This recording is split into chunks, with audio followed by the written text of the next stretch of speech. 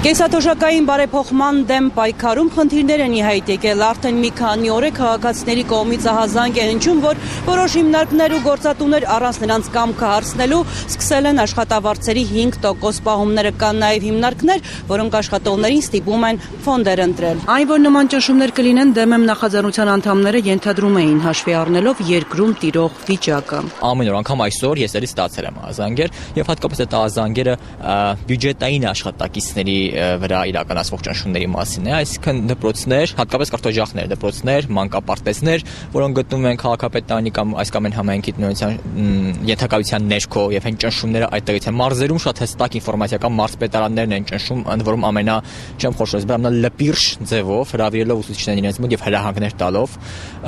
ճնշումներ կան միայն ոչ միայն պետական համակարգում, պետականից նաեւ կենտրոնական բանկն է ճնշում բանկերի վրա իրականացում, այս ինֆորմացիան եւս ստացել ենք։ Դեռևս օրեր առաջ ավելի քան 26000 հետևորդ ունեցող դեմ եմ նախաձեռնություն հանդես եկավ կոչով ուղղված գործատուներին ճնշումներ չգործադրել, իսկ քաղաքացիներին էլ հորդորում էին միասնաբար դիմագրավել։ 1-2-ի ընդվզումը կարող է աշխատանք կորցնելու պատճառ դառնալ, ասում է նախաձեռնության անդամ Դավիթ Մանուկյանը։ Իդեպ ճնշված աշխատողներին սատարող իրավունքի երթխորագրով ակցիա է տեղի ունենալու փետրվարի 6-ին, որին կարող են միանալ նաև խառնաշփոթի մեջ հայտնված գործատուները։ Թե կառավարությունը, թե կենտրոնական բանկը սահմանական դատարանի աշխատակարգային որոշման պրակտիկի առողջություն ապավելու համար ոչ մի իրավական ակտի ընդունման չգնացին։ Այս դրա համար ստացվեց խառնաշփոթը։ Նշենք, որ օրեր առաջ խորհրդարանի ոչ իշխանական ուժերը նոր միջնորդություն են ներկայացրել սահմանադրական դատարան եւ պահանջում են մինչեւ դատաքննության ավարտը կասեցնել օրենքային հոդվածների գործողությունը, որոնցով կարգավորվում են պարտադրող նորմերը, ֆոնդերի ընտրությունը, ՊԵԿ-ի լիազորությունները։ Անկամ օրենքի 76 հոդվածի կասեցումը, որ սահմանադրական դատարանը կիրառել էր,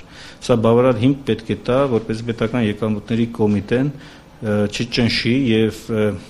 օրենքից դուրս ոչ իրավաչափ մեկնաբանություններ չիրականացնի։ Եվ ըստ էության ստեղծվել է հիմա մի վիճակ, երբ որ թե գործատուները, թե մասնավորապես հաշվապահները եւ թե նաեւ աշխատակիցները, որպեսզի խուսափեն տարբեր տիպի ճնշումներից, փորձում են կատարել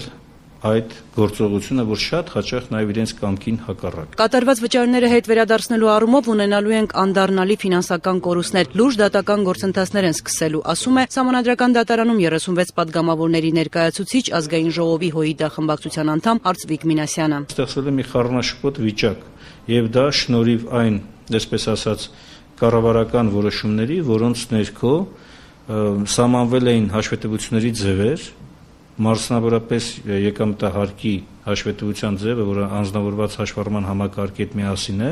եւ որտեղ ըստ էության գործատուները անկախ իրենց կամքից ու ցանկությունից կարող է հայտնվել մի վիճակում, որ թեև աշխատողը չի ուզում, որ կൂട്ടակային վճարը կատարվի,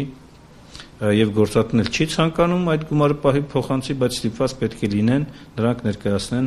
հաշվետվություն։ Սահմանադրական դատարանը դեռևս չի անդրադարձել միջնորդությանը, падգամավորը հույս ունի, սակայն, որ այն չի ուշանա։ Իսկ ինչ վերաբերում է դատարանի որոշմանը, Արծվիկ Մինասյանը ունի էական փոփոխությունների ակնկալիք։ Կլինեն վերանայումներ, ուղղակի ամեն ինչ արվելու է, որ դրանք շատ լինեն։ Տիգրանուհի Մկրտչյան, Արսեն Կարապետյան, Ազդարար։